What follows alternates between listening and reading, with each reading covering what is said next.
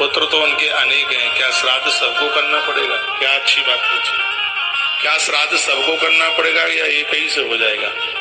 इस ग्रंथ में भगवान कहते हैं घर में अंदर प्रवेश करने का रास्ता एक ही है और वहां से निकलने का रास्ता एक ही है। तो एक ही चूल्हे पर कढ़ाई चढ़ करके श्राद्ध होने से सभी पुरखे तृप्त हो जाते हैं। लेकिन जिनकी संपदा बट गई है, जिनके मकान बट गए हैं, वे स्थान छोड़ करके दूर दूर तक पहुंच गए हैं, तो उन सबको श्राद्ध करने की जरूरत होती है। हे गरुण, ऐसा भगवान ने कहा।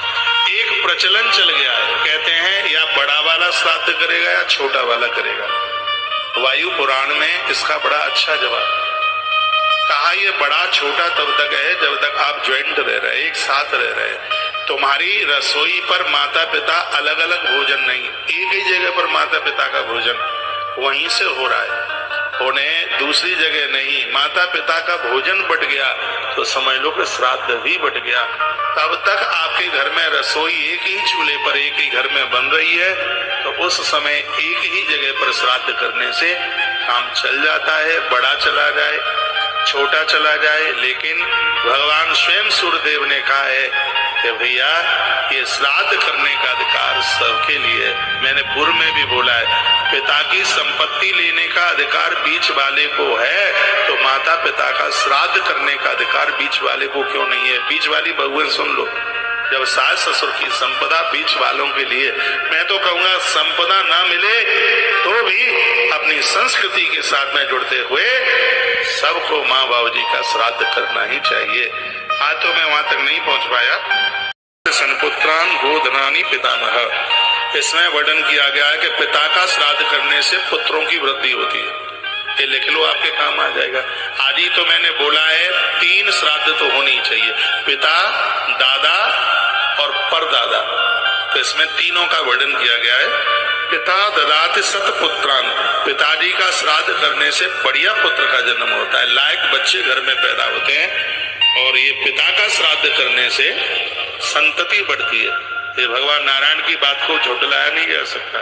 तो कहते हैं कि पिता का श्राद्ध करने से आप 7 पीढ़ी नहीं कर सकते, 21 पीढ़ी नहीं कर सकते, तो 3 तो कर लीजिए। भगवान नारायण कहते हैं गरुण, पिता का श्राद्ध करने से पुत्रों में वृद्धि होती है। और गौ धनानी पितामह, दादाजी का श्राद्ध करने से घर में धन बढ़ता है, संपत्ति बढ़ती है। दादाजी का श्राद्ध करने से नोटों में कमी नहीं आएगी, पैसों में कमी नहीं आएगी, कभी गरीबी नहीं आएगी, पैसों के लिए किसी का मुंह नहीं ताकना पड़ेगा। ये दादाजी के श्राद्ध करने के परिणाम है। पहले ये बताओ, बात समझ में आ रही?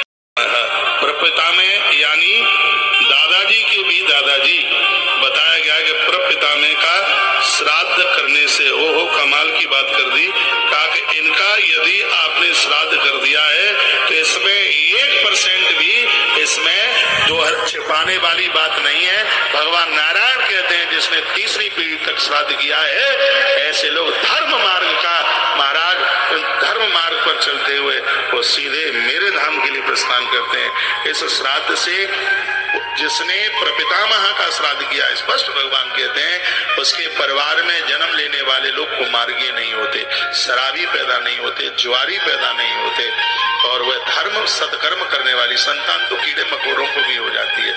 लेकिन जो दादाजी के भी जो पिताजी है, जिनको प्रपिता में कहते हैं, इनका श्राद्ध करने से परिवार सदमार्ग पर चलता है और अंत में नारायण के लोक को वो प्राप्त होते हैं। इसलिए तीनों श्राद्ध बहुत ज्यादा आप न कर पाए तो दादाजी का, पिताजी का और प्रपिता में बड़े दादाजी का, इन 3 की तिथियां याद रखिए।